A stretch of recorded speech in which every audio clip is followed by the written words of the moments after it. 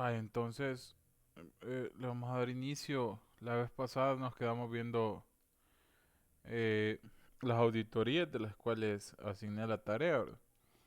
Y no me recuerdo si nos saltamos la auditoría de redes porque les dije que en ese nos íbamos a centrar por el momento. No sé si leía un pequeño concepto de eso o no. Yo tengo anotada esta auditoría de seguridad. Ajá, la auditoría de seguridad, ¿verdad? No vimos ni la auditoría de redes, ni vimos auditoría de aplicaciones, no vimos tampoco auditoría de informática de EIS y DSS, esa creo que sí. Y de aplicación de simulación, creo que esa sí la vimos. ¿Cuál? La de auditoría informática, no, yo no. Que se... No, no, no, o sea, que se le salió a él nada más. Uy, Ah, chis. Ah, ahí está. Ey, ¿qué pasó, Yiti? ¿Estás enfermo? no, no, no. Ya me voy a poner el cubrebocas otra vez. Comiendo estaba él. Pues sí, Exacto. yo, Mira, yo me acuerdo que habíamos visto el de esa de EIS, DSS y aplicaciones de simulación. No me recuerdo bien. no. Vale, entonces falta ver la de redes, que es la que vamos a profundizar un poquito más. Auditoría de aplicaciones, es auditoría informática de EIS, DSS y aplicaciones de simulación. Y la auditoría de jurídica de entornos informáticos. Vale, entonces vamos a hablar un poquito antes de estas, de las aplicaciones, solo para hacer un poco repaso. Entonces ya vimos auditoría física, que fue la que abarcamos creo yo hasta en la primera clase. Hay auditoría de la ofimática, auditoría de dirección, auditoría de la explotación, y vimos auditoría de la explotación basándonos en la informática, auditoría del desarrollo, auditoría del mantenimiento, auditoría de bases de datos, auditoría de técnica de sistemas, auditoría de calidad y auditoría de seguridad. Creo que esas hemos visto hasta el momento. Bueno, entonces, la auditoría de aplicaciones, como ya saben, lo vamos a ver un poquito así, un tanto superficiales. Podríamos decir que se trata básicamente de verificar si las aplicaciones en funcionamiento con las que cuenta la empresa están cumpliendo los objetivos primordiales por los que fueron construidas o diseñadas. Herramientas de uso común de esta auditoría básicamente son las entrevistas, encuestas, observación de trabajo realizado por los usuarios y las pruebas de conformidad en base a evaluaciones. Vaya, la auditoría de aplicaciones porque dice que sus pruebas son la entrevista, la encuesta, la observación del trabajo y las pruebas de conformidad en base a evaluaciones. Fácil, porque dice en un principio que esta auditoría trata de hacer constar que las aplicaciones están cumpliendo su objetivo o su meta por la cual fueron diseñadas o construidas. Entonces, quienes están de primera mano sabiendo si estas aplicaciones están cumpliendo con su finalidad o su objetivo, son las personas que laboran en el lugar y que tienen un puesto de trabajo, el cual les demanda que ellos estén usando dichas aplicaciones, ¿verdad? Entonces, ¿por qué usamos la entrevista? Porque ahí venimos, hacemos un formulario, seleccionamos las preguntas que nosotros creemos pertinentes y hacemos, vamos pasando esta entrevista por las personas que hacen uso de las aplicaciones. De igual manera, la encuesta, ahí hacemos nuestro formulario, se lo pasamos a la gente, ellos lo llenan. Al final hacemos la recopilación de datos, obviamente para ver cómo nos queda nuestra gráfica en base a valores porcentuales sobre la eficacia de las aplicaciones, y también dice que podemos usar la observación del trabajo realizado por los usuarios. Eh, Obviamente ya nosotros teniendo eh, como el conocimiento de qué hacen estas aplicaciones y ver si en verdad están funcionando de la mejor manera. Entonces podemos observar el trabajo que realizan las personas, eh, tomando de punto de partida el funcionamiento óptimo, llamémoslo así, de las aplicaciones y comparándolo con el funcionamiento que tienen a la hora del uso con los usuarios, valga la redundancia. Al final, las pruebas de conformidad, a ver si en verdad cumple con lo que nosotros estamos esperando o no, y las sustentamos obviamente con estas evaluaciones, tomando en cuenta todos los datos recopilados con nuestras herramientas, desde la entrevista hasta la observación del trabajo. Entonces, la auditoría de aplicaciones se podría decir que es un tanto sencilla. También tenemos la auditoría informática de EIS y DSS, y las aplicaciones de simulación. Esto es bien tranquilo y son características pues las más importantes de esta auditoría, las que vamos a mencionar. La primera es la amplitud y variabilidad del concepto de misión, objetivos detallados y formas organizativas de la misma, y su nula o baja regulación oficial. Esto básicamente eh, serían con otros fines y es un tanto eh, amplio este concepto. Por ende, no lo vamos a tocar como tal en la clase. Por último, tendríamos lo que es la auditoría jurídica de entornos informáticos.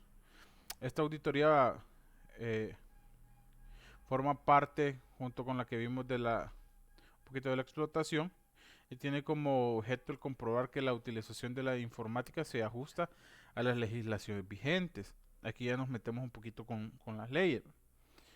Esta es esencialmente importante para evitar posibles reclamaciones de cualquier tipo o clase contra la persona a auditar o el sujeto a auditar. Por ello es que el trabajo del auditor en este caso es de medida preventiva, oye, del PAN, idónea contra sanciones en un orden administrativo, llamémoslo así. O sea, que las sanciones vienen dentro de la empresa o inclusive pueden caer a sanciones penales, así como indemnizaciones en la orden civil por daños, perjuicios a los afectados y referirnos a este tipo de daños que pueden causar, ya sea hacia la administración, tanto como empresas públicas, empresas privadas, etcétera, etcétera. Entonces esta es un poquito complicada, la auditoría jurídica de entornos informáticos. Aquí es donde, ¿se acuerdan que yo les dije que nos teníamos que auxiliar a la hora de las auditorías de personas externas que estén como que empapadas en el tema según el área que nosotros vamos a auditar? Por ejemplo, si yo sé que es una auditoría jurídica, y que obviamente me voy a basar en las leyes que están vigentes, yo debería de consultar con una persona, en este caso un abogado, que me podría explicar o dar refuerzo en base a lo que yo necesito para saber si están cumpliendo con las normas que me establece la ley.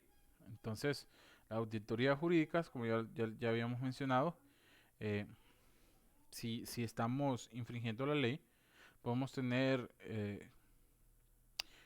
ciertas hay sanciones tanto internas en la empresa como ya un poco más graves cayendo en el área penal.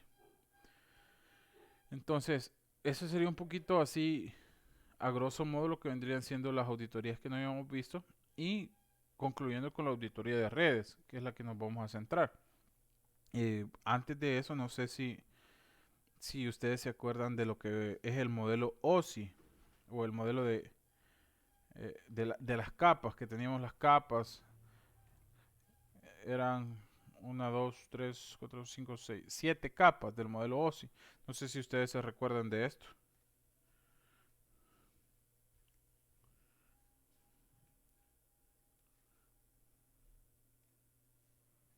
Yo me recuerdo que pasamos a exponer, pero tal cual no recuerdo. Ajá, las capas por individual, llamémoslo así, y su funcionamiento. Esto creo que lo vieron en segundo año. Yo solo me acuerdo de aplicación, sesión y ya las otras se me van. Vaya, eh, ya no vamos a centrar un poquito en esto. Les voy a compartir una imagen en la pantalla. Entonces, tenemos que tener un poquito presente esto cuando hablamos de la auditoría de redes. Para poder auditar realmente las redes, lo primero y fundamental es utilizar, se podría decir, el mismo vocabulario que las personas expertas en las comunicaciones tal cual los manejan. Debido a la constante evolución en este campo, básicamente tenemos que tener puntos de referencia para poderle llamar hacia las cosas.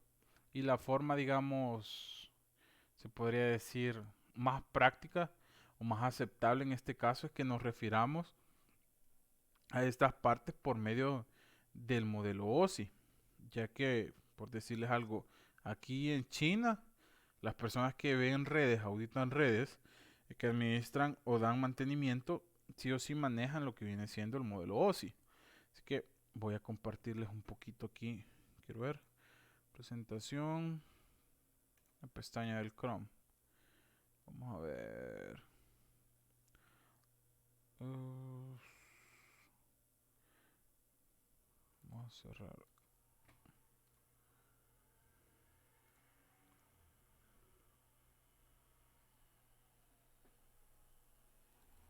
Vaya, no sé si ya tienen en pantalla la imagen. Vaya, dentro del modelo OSI tenemos las diferentes capas. Empezamos por la capa física, la capa de enlace, la capa de red, la capa de transporte, la capa de sesión, la capa de presentación y finalizamos con la capa de aplicación. Yo creo que les voy a dejar una pequeña investigación sobre esto, ya que vamos a utilizarlo un poquito, donde vamos a hacer una breve investigación de qué es el modelo OSI, por qué se dividen en estas capas, cómo interactúan unas con otras y la importancia del conocer el modelo OSI. En este caso, la auditoría de redes. Ya habíamos dicho que teníamos que usar un lenguaje en común como el modelo OSI. Hay ciertas características que cumple la auditoría de redes y por las que nosotros nos tenemos que basar o guiar. Vamos a empezar hablando eh, de sus vulnerabilidades. Dice que las vulnerabilidades, vamos a empezar por la capa física, la capa de enlace y la capa de red. En este caso vamos a tocar las primeras tres capas, para hablar de la vulnerabilidad. En una red física de comunicaciones, por causas propias de la tecnología, pueden producirse básicamente tres tipos de incidencias o de problemas. La primera, alteraciones en los bits. Eh, digamos, si hay errores en los medios de transmisión, una trama puede sufrir variaciones en parte de su contenido. No sé si ustedes tienen eh, conocimiento de qué es una trama. No sé si lo tienen presente o necesitamos ver eso. No, no. No, no, la verdad es que no. Va, la trama básicamente en redes es una unidad de envío de datos. Es una serie sucesiva de bits. No confundirnos con esto. Bits es la unidad más básica. Después tenemos los bytes, ¿sí? Pero ahorita estamos centrados en bits, organizados de forma cíclica, que transportan información que permite en la recepción extraer esta información. O sea, quiere decir que la trama básicamente es como que fuera un... Espérense que viene alguien más, no sé quién es. Byron. Eh, ¿Qué les iba diciendo? Ah, la trama. La trama básicamente hagan de cuenta que es como un trencito y que en este tren en los vagones van viajando información. En este caso serían los bits, que cuando llega a su punto, eh, digamos a su terminal, ahí es donde van a desencriptar esta información o van a extraer esta información. Básicamente la trama, se los podría decir, es equivalente a un paquete de red, hablando de un nivel de red del modelo óseo. Normalmente una trama consta de tres partes. Sí, esto sí es bien primordial. La trama consta de una cabecera, de los datos y de la cola. Eh, Cabecera, datos y cola. parte fundamental de una trama. En la parte de la cola de una trama suele estar algún chequeo de errores. Por si llegase a pasar algo, ahí en la cola de la trama es donde se hace cierta inspección. Obviamente esto nosotros no lo vemos. En la cabecera habrá campos de control de protocolo. La parte de los datos es la que quiere transmitir en nivel de comunicación superior. Básicamente aquí se podría decir que esto se da en el nivel o en la capa de red. Entonces, para delimitar una trama, en este caso darle un rango, se pueden emplear 4 métodos. Vamos a hablar, eh, bueno, no sé si tocamos un poquito de los métodos como el traqueo o esas cosas, pero en general una trama es eso, es una unidad de envío de datos. Para acordarnos un poquito, ¿sí? Cabecera, datos y cola. Vale. Entonces, acuérdense de eso, que la trama viene siendo como un tren, ¿va? Y los vagones, o sea, la cabecera es como el tren, los datos son como los vagones y la cola es el último vagón, digámoslo así. En la cola, vaya, ya les dije, donde se hacen los chequeos por si puede haber algún tipo de error. En la cabecera habrá campos de control de protocolos. Aquí en este caso los protocolos son de comunicación. Y en la parte de los datos es lo que quiere transmitir, o sea, la información que llevan. Y esto básicamente o de manera típica se da en el nivel de la capa de red. Entonces más o menos no sé si tienen preguntas con lo que es una trama.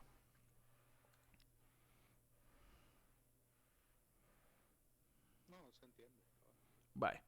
Entonces, igual no sé si tienen duda con lo que es un bit.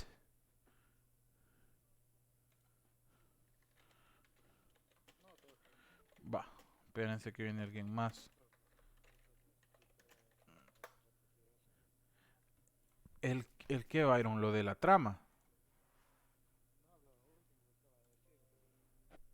del bit. ¿Y por qué? Pues estaba cenando, no mentira.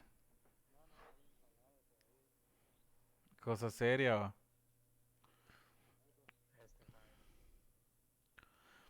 Va, el bit como tal es la unidad, o sea, como yo les dije al principio, esto es lo más básico, esta es la unidad mínima de información que podemos emplear, ¿sí? Entonces, en cualquier dispositivo digital, en cualquier información que nosotros tengamos, todo esto va constatada por un espacio de bits, con el que podemos representar valores cualquiera. En este caso solo podemos tener dos valores, como es lo más pequeño, lo contamos en un sistema binario. Entonces solo puede albergar valores booleanos que vendría siendo verdadero o falso. O lo podemos ver desde este punto de vista, el 0 o el 1. Bit es como una mezcla de palabras, un acrónimo, que es como, bueno, en inglés vendría siendo, no sé si se pronuncia binary digit, algo así. Voy a buscar ahorita en el traductor porque nunca he usado la palabra binary. Vamos a ver, vamos a poner aquí.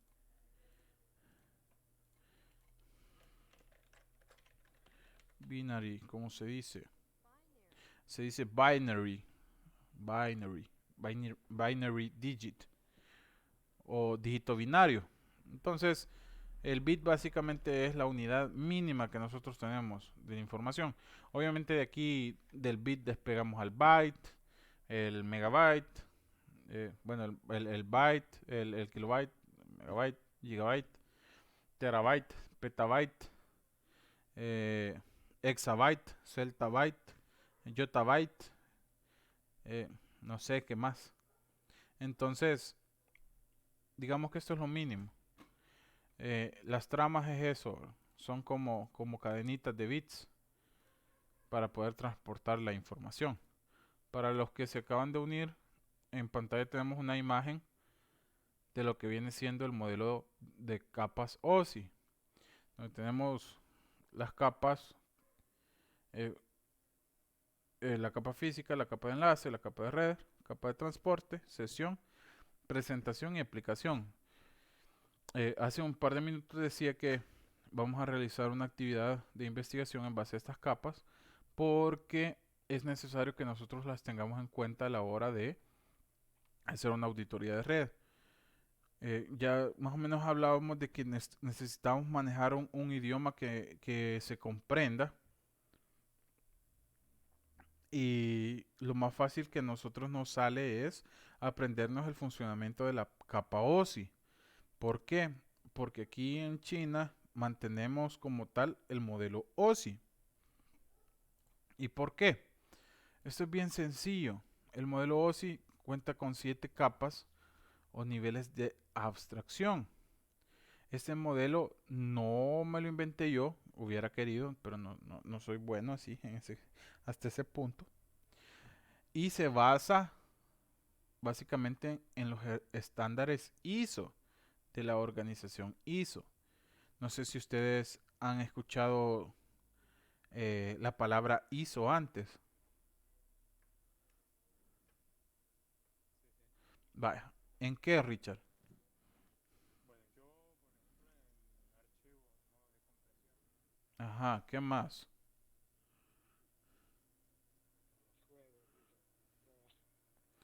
Vaya, ISO significa International Organization for Standardization. No sé si bien garra, pero sí, eso es como que fuera de Open English, que es la Organización Internacional para la Estandarización. El modelo OSI se desarrolló ya hace un par de años, en 1984. Eso no me lo puedo de memoria, esto lo estoy leyendo porque, pues sí, va, ustedes saben. Entonces dice que fue desarrollado por la organización ISO en el año de 1984. Pero, ¿para qué me sirve a mí estandarizar algo? Porque si nosotros logramos estandarizar X cosa, por ejemplo, yo puedo viajar a cualquier parte del mundo que respeten esta estaran- est- estandarización, se me traba la lengua, y no importa a qué lado del mundo yo viaje, media vez respeten esto, mis conocimientos que yo ya adquirí de algo que ya está estandarizado, lo mismo va a ser en otro país. Entonces todo lo que esté bajo la organización ISO, lo mismo va a ser en cualquiera de los países que yo viaje. Entonces básicamente para eso sirve que nosotros estandaricemos algo, que nos aprendamos algún estándar. Entonces en este caso es el del modelo OSI. Ya les dije, cuenta con 7 capas o niveles de abstracción. Cada uno de estos niveles que nosotros eh, estamos viendo aquí en la imagen, Richard dice que solo se acordaba de la de aplicación y de sesión, ¿va? Y ya son de las últimas capitas, digamos. Cada una de estos niveles de abstracción tienen sus propias funciones, no es como que estén por gusto. Pero este conjunto, entre todos, son capaces de poder alcanzar un objetivo final, que obviamente es la comunicación entre varios equipos, varios dispositivos, logrando llevar a cabo, pues que sea de modo seguro, que se cumplan protocolos, que no haya pérdida de información, etcétera, etcétera, etcétera. Entonces, su finalidad es esa, hacer posible la intercomunicación de protocolos distintos, al concentrarse básicamente en un solo paradigma que ya lo estandarizaron. Entonces, por eso, sí o sí, nosotros necesitamos más o menos conocer qué es y cómo funciona el modelo OSI. Así que, eh, ya saben, oigan la crema y el queso, ya pasó el del pan, vamos a ver qué más pasa esta noche. Pero bueno, así que, con crema, profe. cállate, que esa onda sí me llega. Yo no soy mucho de comer sal, pero me llega a echarle sal al pan con crema, no sé. Así es bueno. Sí. Entonces, dejando a un lado la comida, eh, tenemos que hacer una investigación sobre las capas, Solo que de igual manera, no sé si la quieren seguir, bueno, por lo menos esta investigación, si ya la quieren trabajar en sus grupos o la quieren hacer de manera individual.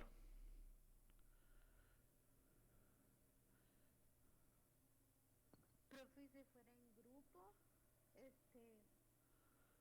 ¿cómo sería? Porque si es así individual, va a tocar solo a uno investigar todas las capas o Yes. Ajá, por eso les decía. otra cosa, Ajá. los grupos, nosotros le vamos a escoger quiénes, ¿verdad? Sí, no hay problema en eso. Mátense solitos. O muéranse solos. No, muy mala onda. Va, entonces, por eso les preguntaba que si en grupo lo querían hacer, porque así se pueden distribuir eh, la... im- Bien, hoy sí en grupo. ¿Qué pasó? Creo que Byron me estaba preguntando que si no te vi. O- Sí, exacto, exacto. Lo que vos decís es totalmente cierto. Va, por ejemplo, como hay 15 participantes o 16, todavía estamos los 16. 16, todavía estamos activos los 16. Vaya, aparentemente estamos vivos los 16, 17 conmigo, digámoslo así. Entonces, podemos hacer grupos de 4, Sí, tranquilamente, digamos, son 7 capas, se pueden dividir 2 capas cada uno y el que le toque solo una capa puede armar el proyecto o el trabajo y hacer su justificación y esas cositas, para que no sientan pesado y que sea equitativo, ya que si se dan cuenta vamos a seguir trabajando con lo mismo, llevando siempre el orden de los documentos hasta el momento, bien bonito, su portada, índice de introducción, cuerpo del trabajo y todo, así de manera más ordenada, ya que ustedes ya son de tercer año y ya hemos trabajado un poquito con ustedes. Aparte de que solo llevan 2 módulos, pues.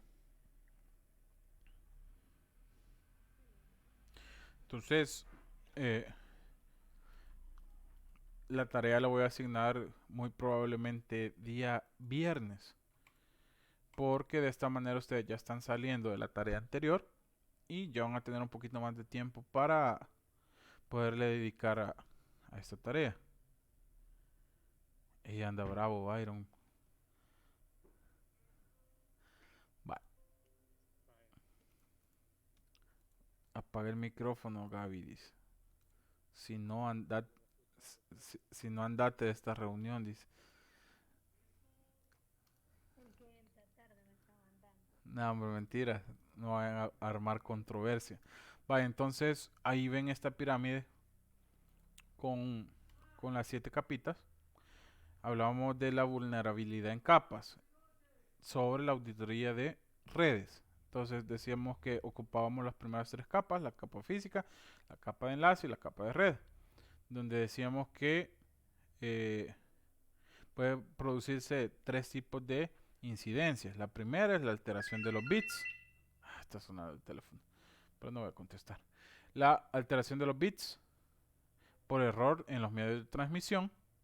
Ahí es donde hablábamos sobre la trama, que puede sufrir variaciones en parte de su contenido, obviamente en la parte de los datos, ¿sí? Que ya más o menos vimos la estructura de una trama.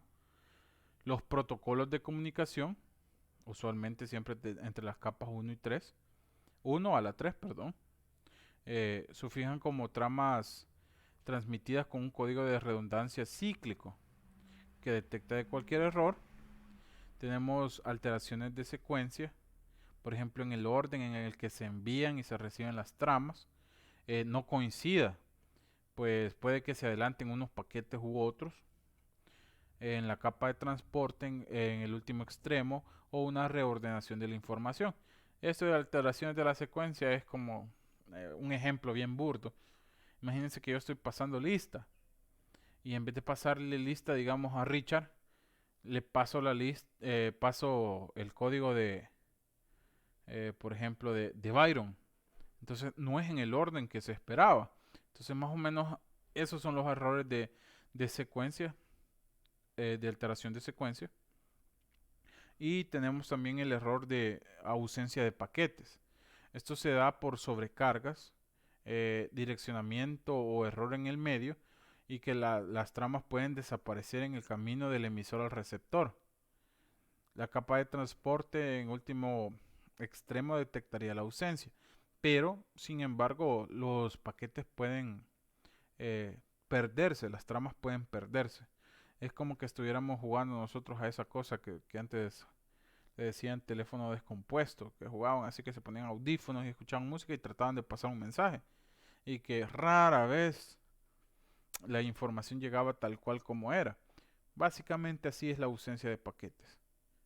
Por sobrecarga, error en el direccionamiento o en los medios y que haya ausencia de tramas entre el camino del emisor o el receptor.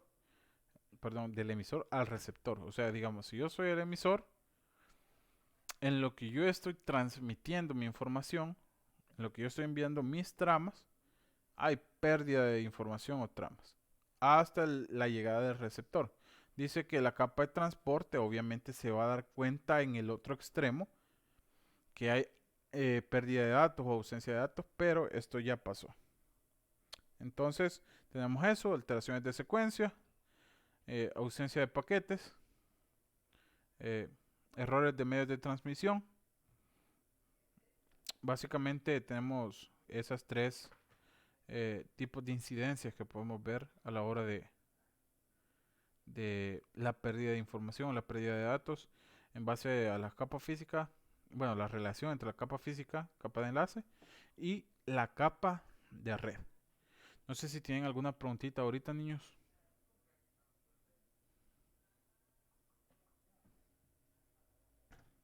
Y entonces, profe, si esos datos se pierden, ¿se pueden recuperar o definitivamente se perdieron? Vale, se supondría que nosotros no debería, no, o sea, no debería de pasar esto. O sea, sí o sí no debería de pasar esto. Por eso es que tenemos que, o sea, ya aquí viene un conflicto un tanto complicado porque ya no depende de nosotros, sino que ya depende de todo el ecosistema. Ya vemos ecosistema, bueno, yo lo defino así como todo lo que está inmerso, ¿va? Aunque no tiene nada ecológico, pero espero que me entiendan. Eh, entre las comunicaciones hay ciertas incidencias complicadas. ¿Por qué? Porque si tenemos en cuenta que todo esto es físico y que es posible interceptar la información, tenemos, digamos, tres riesgos mayores que son complicados. Por ejemplo, un paquete puede ser leído por un tercero, obteniendo la información que contenga. O sea, hagan de cuenta y caso que pasa un problema de ausencia de paquete. El paquete no es que desaparezca, simple y sencillamente ya no está, pero llegando hasta el receptor. O sea, el mensaje se envió del emisor al receptor, pero el paquete no desapareció. Entonces, imagínense que pasa un error de intercepción, donde por darles un ejemplo, viene Christopher y está mandando un WhatsApp con un audio, algo así. Pongamos audio para que no les vuele la imaginación demasiado. Y que ese audio es interceptado y llega a informaciones a terceros que no debería de ser. Pues este audio puede ser reproducido por el emisor, perdón, por el receptor que no debía de haber recibido este mensaje. Y obviamente si lo reproduce, él obtiene la información que contiene dentro. Él sabe que, o sea, conoce qué decía esa nota de audio. Y él puede, obviamente, esparcir esa nota de audio. Imagínense que la nota de audio, por decirles algo, sea el número, el número de cuenta y la clave de cuenta, por decirles algo, y que por medio de esos dos números él pueda acceder a una página y hacer compras por internet. Imagínense, es una información que no debería de haberse perdido. Entonces, otro de los riesgos que tenemos con esto complicado es la suplantación. Por ejemplo, que un tercero, una persona X, puede introducir un paquete al receptor que crea que sea proveniente del emisor que él esperaba. Es como que, imagínense, en ese desorden de las personas, eh, como les digo, de suplantación, viene y los paquetes que se han perdido, o sea, que creemos nosotros perdidos, él los extrae, eh, inserta paquetes que él, que ustedes no están listos para recibir o no esperaban recibirlos.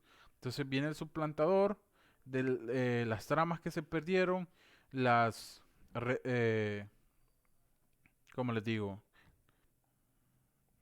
Sí, las suplanta por paquetes que él quiere o las cambia y ustedes toman la información que no habían pedido o información que no necesitaban, información X. Y por último, tenemos el último riesgo que es la modificación, que en este caso una persona puede alterar el contenido de un paquete. Que, por ejemplo, lo que ustedes estaban enviando es un tanto parecido a la suplantación, pero este tipo puede venir y borrar ciertas partes o puede cambiar ciertas partes. Y al final no van a obtener el paquete que ustedes esperaban. Pero todas estos tipos de actuares que tenemos aquí y de riesgos, eh, solo básicamente tenemos una medida efectiva y que viene siendo las redes WAN cuando la información sale del edificio, es la criptografía. ¿Sí? No sé si alguna vez han escuchado de lo que es la criptografía.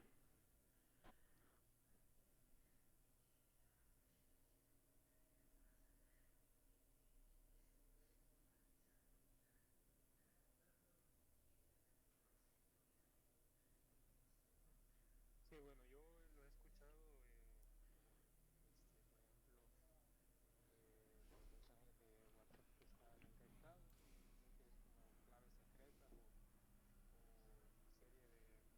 una serie de caracteres que esconden algo, no sé, pienso. Exacto. Habla sobre la seguridad confiable de la encriptación de tus datos. Entonces, es bien complicado el perder un paquete, ¿verdad? Porque vos no, o sea, sinceramente no querés perder la información, no querés que nadie suplante tu información, no querés que nadie modifique tu información y por ende tampoco querés que un paquete sea leído por una persona que no querés que sea leído. Entonces, más que todo la seguridad está basada en estas tres capas que nosotros tenemos que hacer constar que están funcionando de la mejor manera. Obviamente los ataques de terceros, nosotros no podemos decir, por ejemplo, ya son las 10 de la noche. A esta hora creo yo que mi hacker favorito va a venir y se va a meter a mi red. Y creo yo que el mensaje que voy a mandar para, no sé, pongamos un nombre, para Anita, va a ser leído y él lo va a suplantar por una foto de Piolín, o no sé, X cosa. Obviamente nosotros no tenemos un cronograma de estos ataques para nada. Pero ahí es donde viene la seguridad que nosotros tengamos en base a la encriptación de nuestra información.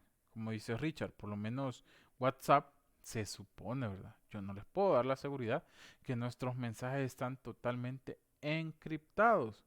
Lo que nosotros mandamos a una persona, lo que nosotros recibimos, si se dan cuenta ahí dice arriba en los encabezados, no me acuerdo si dice doble encriptación o una cosa así, que están encriptados tanto los mensajes del emisor para el receptor como del receptor.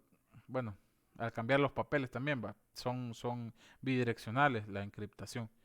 Entonces, de esa manera se supone que nuestra información se está salvaguardando para que no pasen estas cosas, ni suplantaciones, ni modificaciones, ni pérdida de paquetes y que lleguen a terceros por falta por problemas en protocolos, por problemas de direccionamiento, etcétera, etcétera, etcétera.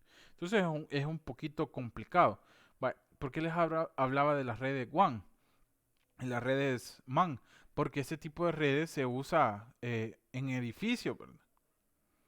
¿Por qué? Porque nosotros vamos a ver una auditoría de redes basada en una corporación, en una empresa.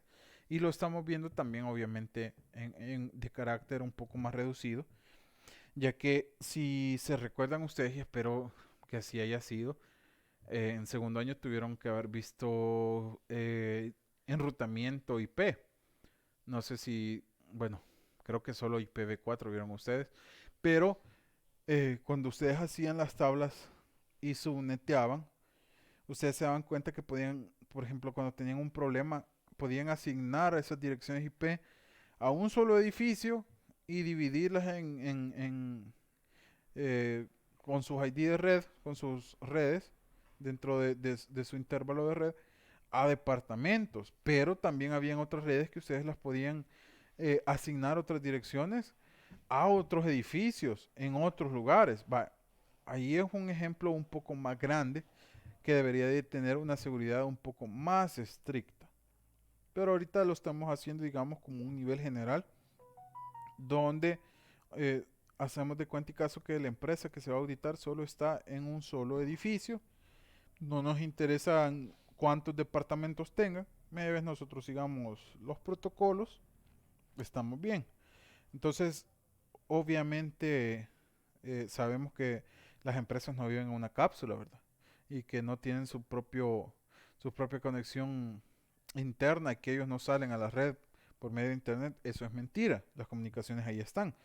Pero una de las primeras fases es hacer constar que el funcionamiento dentro de una empresa con su red interna está en óptimas condiciones para que no haya pérdida de información, que en dado caso siempre las cabeceras de nuestras tramas y todo esto tengan bien su direccionamiento en base a protocolos, que no se pierdan los paquetes, si tenemos cosas compartidas que nosotros podamos ver con quién las compartimos, dar permisos, etcétera, etcétera, etcétera.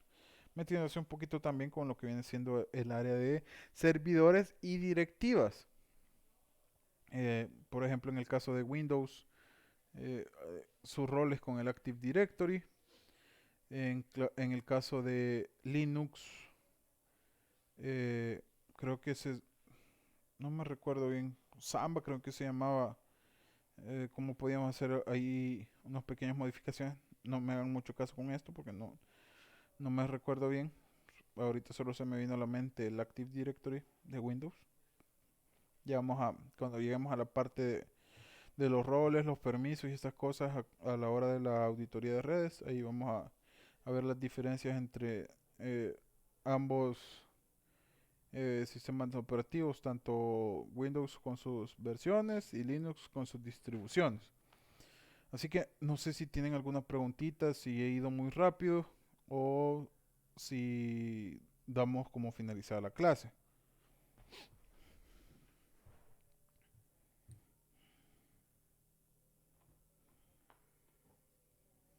¿Me informiste o está claro? Todo bien, todo bien. Vaya, he sido siempre bien sincero. El área de redes como que no es lo que más me apasiona, ¿verdad? Soy un poquito más del área lógica de desarrollo, ¿sí? Pero estas dos se llevan, o sea, de la mano, digamos, de tanto el desarrollo de programación como las redes. Hay ciertas relaciones que nosotros no las podemos quitar de esto. Por ejemplo, las aplicaciones que se desarrollan para la red, que van a estar en todos lados, las aplicaciones cliente-servidor, los SOA y ciertas cositas. Entonces, voy a tratar de ser lo más breve y conciso en las clases, ¿verdad? Para ir avanzándole un poquito, ya que si se dan cuenta ya avanzamos un poquito de tiempo en el módulo. Y espero también que ustedes puedan irme, eh, o me pueda yo explicar, más bien dicho, con cuestión a esto. En la próxima clase espero yo darles eh, unos, ¿cómo les podría decir? Unas tablas donde ustedes deberían de llenar una información haciendo de cuenta y caso que están auditando un sistema de redes. Por darles un ejemplo, haciendo de cuenta que tenemos esto va por fases, la metodología. Digamos en una etapa de diagnóstico preliminar, ahí en la tablita que yo les voy a dar para que ustedes rellenen. En la primera columna tenemos tareas, en la otra tenemos productos y al final tenemos dos columnas vacías, que es lo que nosotros deberíamos de llenar, donde dice responsables y en la otra dice involucrados. Por ejemplo, en la columna de tareas dice diagnóstico del negocio. En los productos dice misión y objetivo del negocio, organización de la información y grado de apoyo del negocio. Ahí nosotros decimos, vaya, ¿quiénes son los responsables de esto? Y en la otra vamos a decir quiénes son los involucrados. En la misma columna de tareas está diagnósticos de la información. En la columna de productos ya viene misión y objetivo de la función de la información, organización de la información, control en base a la formalidad de la información y productos y servicios. Ahí ya nosotros decimos en la otra columna, los responsables de esto son tales personas y los involucrados son tales personas, etcétera, etcétera. Más o menos así se van llenando las tablitas.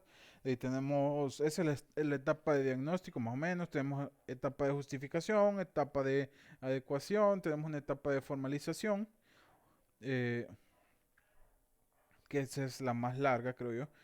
La etapa de implantación, y con eso terminaríamos como que los formularios. De ahí tenemos las guías o modelos de referencia para la auditoría de redes, que yo se los daría después. Hay una parte que es relacionada con el COVID. No es COVID, es COVID, que es el control bueno, en inglés, Control Objectives, bueno, control de objetivos for Information and Related Technology, que es control de objetivos para la información y tecnologías relacionadas, algo así. Entonces, vamos a ver un poquito sobre el marco del COVID. Eh, Quizás les dejaría una investigación de esto para enfatizar más en otros temas de puntualidad y que no nos demoremos tanto con este tema. Ahí vamos a ver un poco la identificación de soluciones automatizadas, adquirir los recursos de IT, controles IT, herramientas y técnicas para la auditoría de redes, etcétera, etcétera. Estas herramientas son bien básicas, ustedes ya las han utilizado más de alguna vez. ¿Por qué? Porque son cuestionarios, ya más o menos habíamos hablado de eso, entrevistas, checklist, que aquí es cuando nosotros decimos cumple con esto, no cumple con esto, cositas por el estilo. No son cosas del otro mundo. Y después tenemos, tal vez podríamos hacer un estudio de caso de una empresa X, donde veríamos cierto planteamiento y podríamos desglosar un tanto en base a los temas que nosotros ya hemos visto. Así que no sé si tienen alguna pregunta, chicos.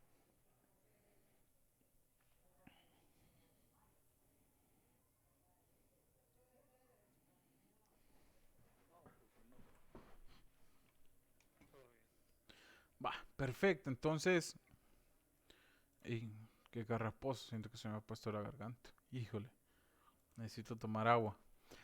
Entonces, vamos a dar... No, hombre, cállate. El COVID. Y nos censuraban para la reunión de Meet por andar de bayunco. Entonces, vamos a dar como finalizada la clase. Espero yo que ya... ¿quién se va a unir? Eric viene ahorita. Ni modo, lo voy a aceptar porque mala onda. Vale, entonces vamos a dar como finalizada la clase, niños. Saludemos a Eric. Hola, Eric. Hola, Venir temprano. bienvenido. No te aflijas, Eric, que siempre voy a subir la clase de YouTube, ¿oís? No tengas pena. Vale, gracias. Vaya, entonces, qué arriesgada vos. Vaya, entonces espero yo que ya vayan avanzaditos ahí con su tarea. Todavía les queda un par de días para terminar de estructurar. El día viernes más o menos espero yo estarles subiendo la siguiente tarea para empezarles a dar ya sus ponderaciones. Recomendación, como les digo, háganla mejor en grupo, porque si no va a ser bastante contenido para una sola persona. Así que, sin más que agregar, niños, un gusto siempre estar ahí dándoles clase, aunque sea de esta manera. Y espero que todo les salga bien.